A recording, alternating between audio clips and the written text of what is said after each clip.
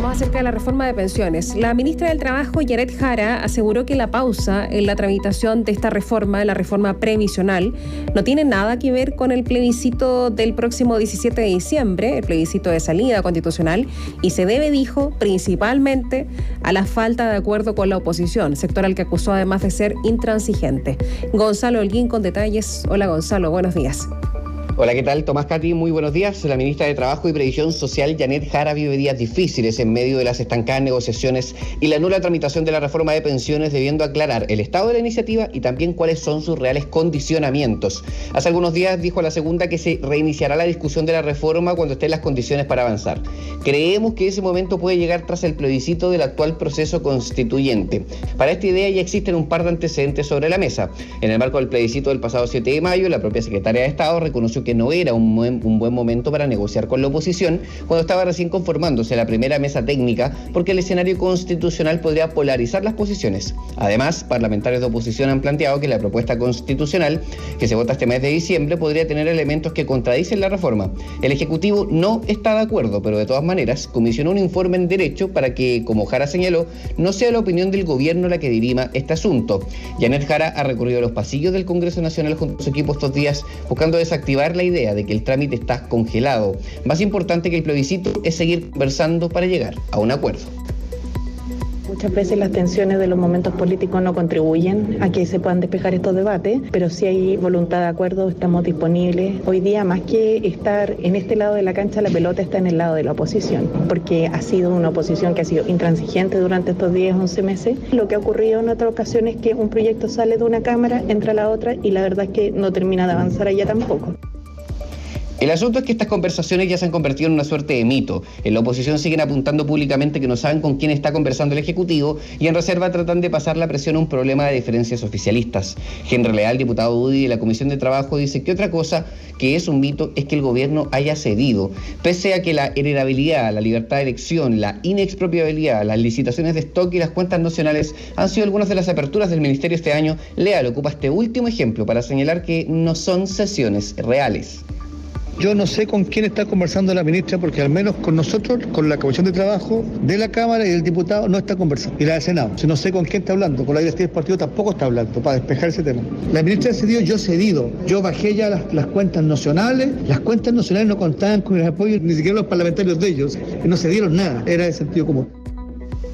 En la Pro Dignidad dicen que esto es solo dilatar y dilatar con un objetivo definitivo en mente. La oposición quiere que termine este gobierno sin una reforma de pensiones. Andrés Giordano, diputado del Frente Amplio, dijo que sin importar lo que haga el Ejecutivo en esta materia, la oposición saldrá a cuestionar.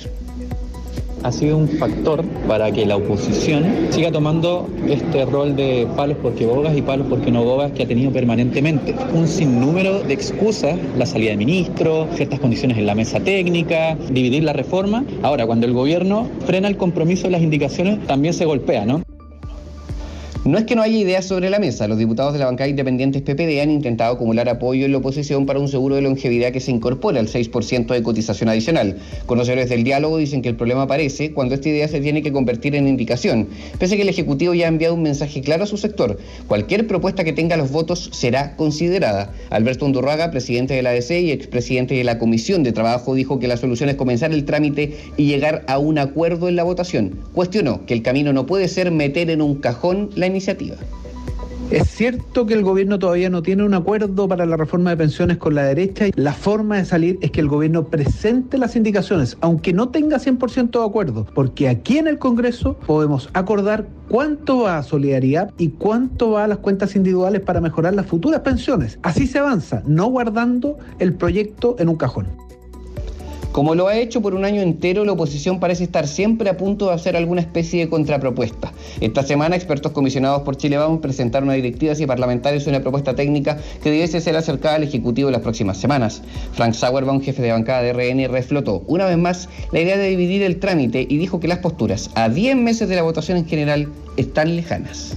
El gobierno no puede convocarnos a un acuerdo cuando pretende refundar el sistema previsional. Las posiciones hoy día están muy lejanas, por lo tanto llamamos al gobierno a aprobar primero lo que hay un acuerdo generalizado, que es el aumento de la pensión garantizada universal, y luego de eso tratar los temas donde hay más discrepancia. Es necesario sentarse a conversar con el gobierno con una fórmula que no sea tan extremista.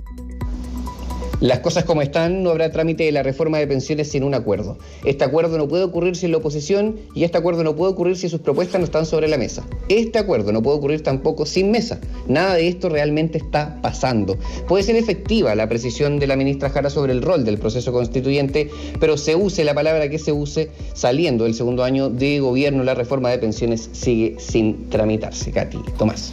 Bueno, pero la gran pregunta, Gonzalo, más allá de los dimes, diretes de oposición y oficialismo, es si se van a presentar o no las indicaciones.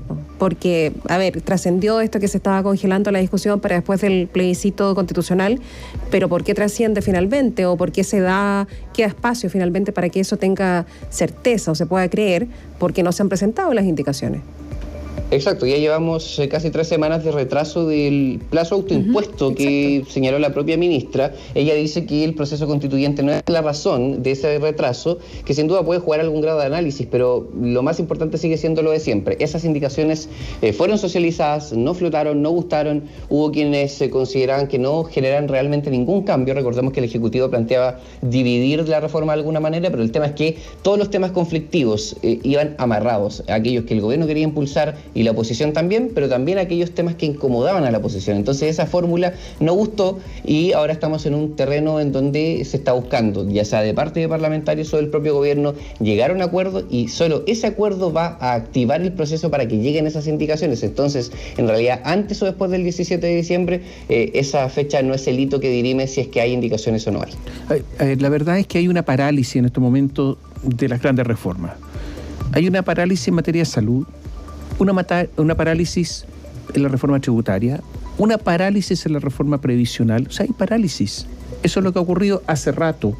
Y también hay cierta parálisis, yo diría, en materia de seguridad, con la ley de usurpación, etcétera, y otro en que no hay acuerdo. El cronograma con plazos de todas las leyes sobre seguridad pública no se ha cumplido. No se cumplió. Acuérdense que hubo todo un anuncio por parte del presidente del Senado, Juan Antonio Coloma, por parte del gobierno, y no se ha cumplido. Entonces hay una parálisis, ya sea por ausencia de proyectos, por proyectos que están detenidos, pero si se ven en estos instantes las tablas con que están trabajando las distintas comisiones, se ve que hay cierta frugalidad y el gobierno no está funcionando desde ese punto de vista. Entonces, esta es una parálisis más nomás, dentro de un ambiente general, ¿o no, Gonzalo? Sí, por ahí va, porque si uno piensa que en la agenda de seguridad hay algunas iniciativas en las que no ha pasado nada, por ejemplo, el Ministerio de Seguridad Pública llegó a la Comisión de Seguridad hace mucho tiempo, se corrió 4 o 5 veces el plazo para que el gobierno ingresara indicaciones, ingresaron esta semana, pero hablando con parlamentarios ayer en la tarde, uno no ve para cuándo comienza ese trámite de las indicaciones que presentó el gobierno en la comisión, probablemente sería en noviembre. Más dramática es la situación también, si uno lo compara con la reforma de pensiones, del proyecto de ley que moderniza el sistema de inteligencia. Miren, la verdad,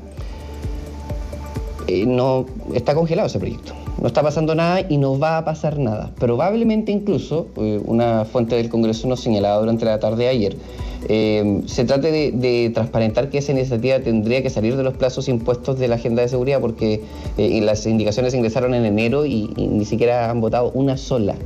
O sea, efectivamente hay un tema de que la oposición y el gobierno no llegan a acuerdo, y esto se está traduciendo en muchos proyectos que no están avanzando nada. No ha pasado nada con la ley antiterrorista tampoco. En fin, hay una serie de iniciativas que están en el mismo estado. Mira, yo tengo una impresión, que es la siguiente. Recordemos que el gobierno durante los primeros meses no hizo prácticamente nada a la espera de la aprobación del proyecto constitucional anterior, y por lo tanto ahí también hubo cierta parálisis a la espera de la aprobación de esas normas. Finalmente fueron rechazadas. Después hubo que retomar el camino. Ha costado un montón. Después de una derrota política de esa magnitud también cuesta. Y resulta que ahora posiblemente también se está esperando el resultado del plebiscito del 17 de diciembre, en que el gobierno va a estar por el rechazo, aunque no lo diga, porque las fuerzas de gobierno van a estar por el rechazo. Yo creo que eso ya es algo obvio. Y como las encuestas indican que hay mayor posibilidad del en contra, porque ahora no hay rechazo, pero lo mismo, en contra, resulta que lo que podría ocurrir es que haya una cierta victoria que a lo mejor podría, algunos lo pensarán, dar un impulso al gobierno para intentar forzar una agenda legislativa. Yo no sé si ese cálculo realmente tiene algún sentido práctico. porque al final yo no creo que las fuerzas se vayan a desalinear después de un resultado u otro del plebiscito del 17 de diciembre. Entonces podría ser una alternativa que no tiene tampoco mayor destino. Sí, hacer que dependa de un factor externo es muy difícil, porque los problemas que están en la base de las iniciativas que están estancadas son problemas que son, propios a esos mismos proyectos, que son legislativos, y que además, por otro lado, hay que pensar que en el caso de que gane el en contra, lo queramos o no, el debate por el proceso constitucional, por mucho que uno lo quiera dar por muerto políticamente, esos días y esas semanas no se va a desactivar. Entonces hay también quien dice, si es que se llega a aprobar el en contra, se aperturaría otro debate que podría ser igual de duro y que podría terminar condicionando igual las posiciones. El tema de si sí que sí era el último intento, o como se ha especulado en varios caminos, por ejemplo, el camino de tomar el anteproyecto y verlo como reforma en el Congreso, que claro, todos dicen que no va a ocurrir, pero basta con que sea una idea, basta que esté instalado en el debate para que eventualmente se vuelva a condicionamiento de nuevo. Entonces, esperar que esas sean las condiciones externas las que presionen para que la agenda cambie. Yo creo que la agenda tiene que cambiar por sentarse a la mesa y negociar las iniciativas, morigerar las indicaciones, y también la oposición tiene que mostrar cesión o disposición a hacer, porque la verdad, parte de las iniciativas que están estancadas también pasan por que los parlamentarios en las comisiones le están diciendo al gobierno, no, así no, traiga de nuevo otras indicaciones, llegan otras indicaciones, de nuevo no les gustan. En lo del Ministerio de Seguridad Pública puede que vuelva a pasar lo mismo, y el gobierno entiende que es tercera vez que presenta un paquete de indicaciones al proyecto. Muchas gracias, Gonzalo. Muy buenos días. Chao, Gonzalo.